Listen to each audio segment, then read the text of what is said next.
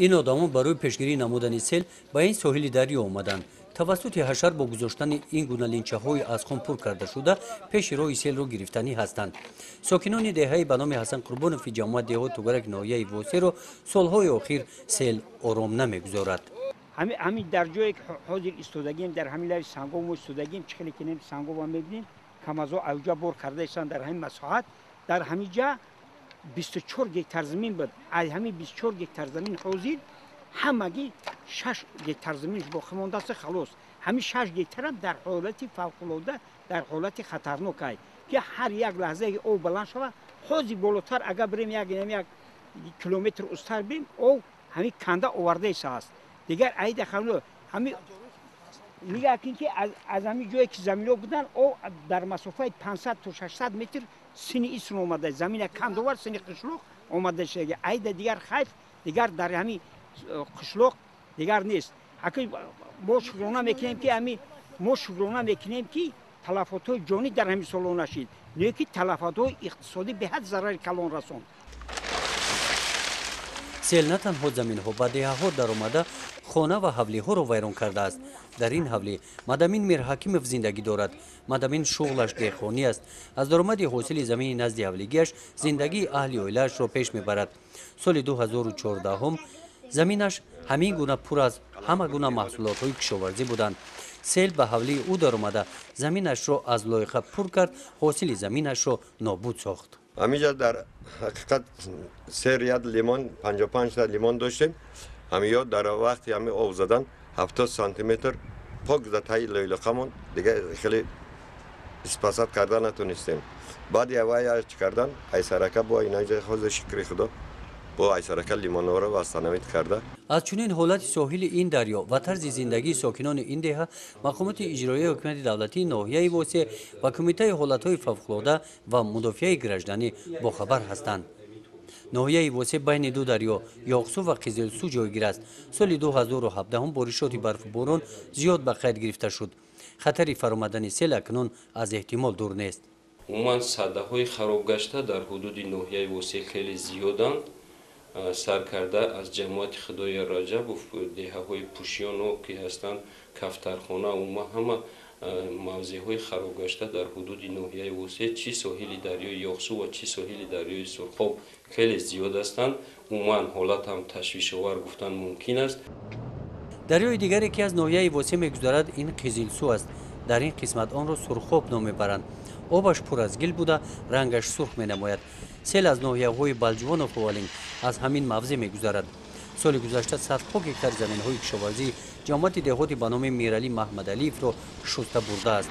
ساختمانچیان جمعیت دارای مسئولیتش محدود ماست اوتریت 32 در این قسمت ساحل برای پیشگیری سیل دنبه می‌سازند.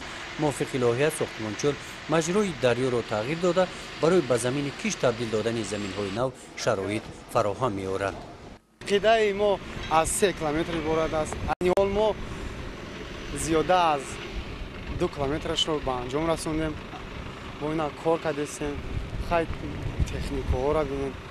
پلیت ها داریم رزمیر 2:1.022 برای خطی راست. داریم برای شپورا داریم برای هم 0.22 2:1.030 داریم. با برای گردش شپورا داریم رزمیر 1.5:1.43 1.43 با 1 همین رزمیر میرود. آها 1.5 تن است. موافق او پیشنهادهای حکومت ناحیه در یک جایی با رئیس سردار مدافع گرجدانی ناحیه ووسه پیشنهاد شده بود به حکومت جمهوری اویدی سده‌های خراب گشته حدود ناحیه ووسه برای برقرار کردن سده‌های خراب گشته ناحیه ووسه با مقصد پیشگیری خطر سیل و شناسایی با رفت کارهای ساختمانی در ساحل دریاها روز 14 مارس گروه کاری حکومت جمهوری برابری سروزیر جمهوری قاهر رسولزاده به منطقه کلاب آمدند. سروزیر جمهوری در موضع خوجه شم جماعت دهات به نام خدای رجب فی ناحیه ووسه با وضع ساحل این دریا و کارهای ساختمانی شناس گردید. در این موضع برای مستحکم نمودن ساحل‌های دریا با جلب ساکنان محلی گروه‌های کاری عبارت از 30 نفر تشکیل کرده شده است. آنها 306 عدد تخته سنگ‌های آهن بتونی تیار نمودند. аз рӯи маълумоти ситод оид ба ҳолатҳои фавқулода ва мудофиаи гражданӣ дар ноҳияи восеъ дар ҷамоати деҳоти ба номҳои худоё раҷабов дар мавзеи хоҷаи шом бо ҷалби 16 адад техникаҳои боркаши камаз ва долан экскаватору мехлопата шумораи 320 нафар аҳолӣ дар чорабинии ҳашари умумӣ ҷалб карда шуданд. то рӯзи 14 март 480 адад симтур 7200 метри квадратӣ корҳои соҳилбандӣ дар ин мавзеъ иҷро карда шуданд. дар оянда мо ҳам кӯшиш дорем ки агар аз ҷониби ҳукумати ҷумҳурии тоҷикистон маҳсулотҳои сохтмонӣ ба мо дастар шаванд, мо ин корро идома додани ҳастем. аз рӯи таҳлилҳои мутахассисон солҳои охир бинобар сабаби тағйирёбии иқлим гармшавии ҳаво мушоҳида карда шуда дар минтақаҳои кӯҳӣ ва водиҳо фаромадани сел зиёд ба қайд гирифта шудаанд. با مقصد آگاهانیدن ساکنان و پیشگیری نمودن خطر سیل روزهای 2 و 3 اپریل سال 2017 در ناحیه واسه سمینار مشورت دایر گردید.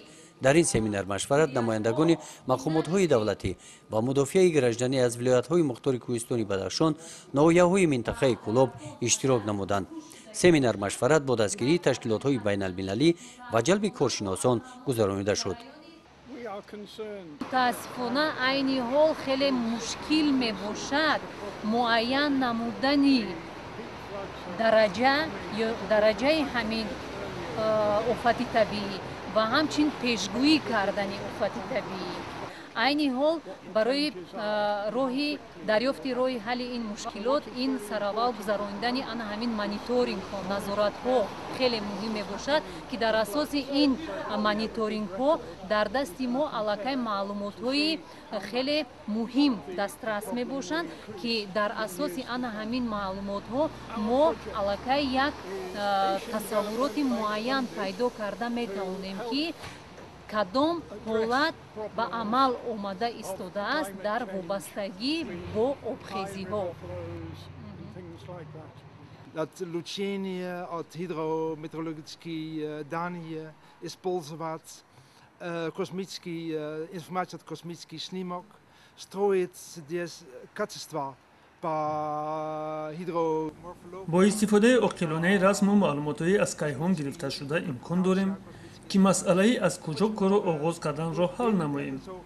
امکان پیدا میکنیم که برای ساختن سده‌های محافظتی، پیشگیری شستشوی زمین‌های کارم سری وقت چاره‌ها اندیشیم و همچنین خوف آبخیزی‌ها را پیشگیری نماییم.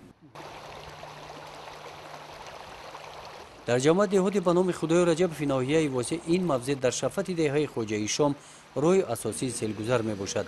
با مقصد پیشگیری خطر سیل برای مستحکم نمودن ساحل این دریا مقامات اجرایی حکومت دولتی ناحیه واسه روزهای 28 فوریه تا روز 2 مارس حشر عمومی ناحیوی اعلان کرد. در این مرحله اساساً رفت کارهای ساحل مستحکم کنی، توزیع کردن جوی زبرها، سیل راهها در نقشه شده است. در این حشر از همه تشکیلات و مؤسسه‌ها جماعت‌های دهات زیاده از 200 نفر اشتراک نمودند. از روی گفت ساکنان دهات تا سالهای 90 عصر گذشته ساحل این دریا با سیمتور داخلش پر از سنگ بسته شده ساحل را مستحکم نگاه می‌داشت. بعد سالهای 90 عاقبت عمل خود را نداشته ساکنان سنگ‌های داخلی سیمتورها را در ساختمان خانه‌ها استفاده نمودند. اکنون حشرچیان با اینجا سنگ کشانده ساحل را از نو با سیمتور مستحکم می‌کنند. سنگ کلان اینجا موجود نیست. سنگ را از مسافه 18 کیلومتر دور به اینجا میکشونند که این وقت زیاد را میگیرد. این ماشین پر از بار سنگ را حشرچیان جماعت دهاتی توگرک آوردند تا بگاه باز امکان دارند 2 مرتبه دیگر به اینجا سنگ کشانند. حشرچیان داخلی سیمتورها را با سنگ پر می‌نمایند. 10 نفر مدت 15 دقیقه یک سیمتور را پر از سنگ می‌نماید. در یک روز حشرچیان تا 510 متر کوادراتی ساحل را با سیمتور مستحکم نمودند. به رفت کارها ستاد عاید به حالت‌های فوق‌العاده و مدافع گرجدانی در ناحیه واسه نظارت می‌برد. کارهای انجام داده شده را قید می‌نماید. برای حشرچیان در ساحل دریا همه شرایط‌ها را مهیا کرده است. حشرچیان با خوراک گرم تامین کرده می‌شوند. ماشین یاری تجلی دکتران آماده خدمت طبی هستند. با دستگیری حکومت جمهوری تاجیکستان به حدود ناحیه واسه مقدار 6000 کوادرات سیمتور دسترس شد که حالا اهالی طریق حشر اون سیمتورها را از سنگ کلان پر کرده ایستادند. و غیر از این با دستگیری تشکیلات اوکسفام بریتانیای کبیر مقدار 1350 کوادرات سیمتور برای این موضع جدا کرده شده است که این پیشتر یعنی این سیمتورها پیشتر در این موضوع خوابونده شده بود. در چنین روزها ساکنان جامعات دهاتی به نام میرالی محمد علیف برای سویلبندی دریای سرخاب به حشر برآمدند. در این موضع نظر به دههای خوجه‌ایشان کارها تیزتر صورت میگیرند. سنگ را از مسافه دور نه از خود سنگاف جمع میکنند. سال گذشته سیل این قطعه دریا را شسته داخل زمین‌های کشاورزی گردیده چندین گکتار زمین‌های کشاورزی را ویران کرده است. همین لامبه که می‌بینین کلانترین همین جایی که خطر داره در دریای سرخاب ما نمیای. سه چهار قشلوق اگر زلال بیاره کو سه چهار قشلوق ضررش میرسه. تو برای دیای توسخلا نیست. تو چقدر که زار کمر هم طرفتگی زاردولبو قطعی زلالش میرسه لامبارا. وزیره که او نیست وزیرش دو خیلی کورو را کدیسیم. پیشگیری کدیسیم. با فرارسی فصل بهار سیل هم آمد. دریای سرخاب هنگام گذشتن سیل انا همین گونه پر از آب میگردد. سیل آرام نه موج زنان میگذرد. شمال دارد. هرچی که از پیشش آید شسته میبرد. با اون طرف ساحل اگر درست‌تر نگاه کنیم زمین کارم رو کنده برده ایستاده است. موافق گفته‌های آب و هواشناسان همین خیلی بارشاتی که همین سال در کوهستان مملکت شده بود و بارشات سال 1969 راست می‌آید که این خیلی بارشات دوام تمکین دوای 50-60 سال شدگی نبود. جمالدین بیکوف منیجری دفتر تطبیق لایحه در منطقه کلو میباشد. با دستگیری لایحه‌ها از دههای توغای جامعه دهاتی به نام میرالی محمد علیف ناحیه واسه تا دههای زرکمر ساحل دریای سرخاب مستحکم کرده شدند. این دنبایی که ما بالایش ایستاده‌ایم ساختمانچیان آن را همین سال ساختند. سیل در ماه اپریل آمده بعضی از این قطعه‌های دنبه را ویران کرده است. و مثل انا این قطعه ما این همین قطعه را اگر منتج نمی‌کردیم آب زده در اومده و دههای توغای می در اومد که این زیاده از 62 خوجگی 600 گکتار زمین های آبی و راه ها، پل ها، مکتب ها و دیگر خوجگی های انفراستراکچوری را از کار میموند. روزهای اول ماه اپریل در نتیجه بارشات از معیار زیاد سیل از دریای یاخسو گذشته از دههای به نام حسن قربان و جماعت دهات کرک لینچه هایی که حشرچیان یک وقت گذاشته بودند آن را با 26 گکتار زمین کارم شسته برد. سیل قسم زیادی زمین های بابای امیرشاه را شسته برده تا دهه اکنون نزدیک می شود. یک قدر مهنت نکن میوه او میکنه میگیرش میبرش. این یک نوع اگه زمین را این سال بخیالم که کاری خدای اوش کشته میبره نه که همین دو قشلوقی که تا سه قشلوقی که در جا بوق میگیم ممکن که یک 100 بنات قریب زیادتر است.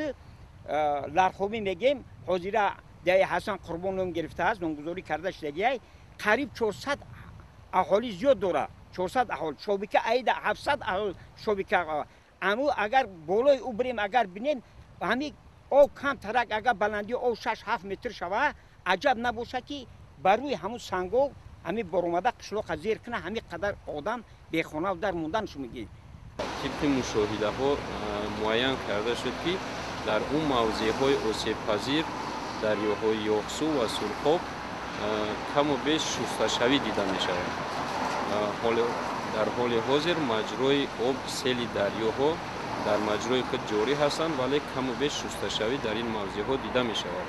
و همین را گفتن قید کردن با مورد است که اگر این رفتی کارهای ساحل مستحکم کنی بر وقتتر آغاز می شدن ما این شسته شوی ها را نیز پس سر می کردیم. در موضع دریای یاخسو جماعت دهاتی توگرک موضع شبکه تا دهه حسن قربان اگر شسته شوی در این شبانه روز گذشته دیده شده ایستاده است و طبق لایحه این موضع یعنی از تابستان کارهای ساختمانی ساحلبندی آغاز کرده می شود. برای پیشگیری خطر سیل و ضرر آن ستاد اوید به حالتهای فوق‌العاده و مدافع گرجانی در ناحیه واسه در دهات‌ها رادیوزل و بلندگویک وصل نموده است. توسط آن پگاهی و بگاهی ساکنان را با وضع هوا شناس می نماید. مدامی به معلومات تغییریابی هوا توجه دارد. در گرمخانه‌هایش سبزیجات‌های گوناگون پرورش می‌یابند. زمین نزد حولیگی‌اش را برای کشت سبزیجات الکی تیار نموده است. آن وقت هم چنین کرده بود. او آرزوی آن را دارد که امسال طبیعت به او رحم می‌نماید و مهنتش رو سیل ویران نمی سازد.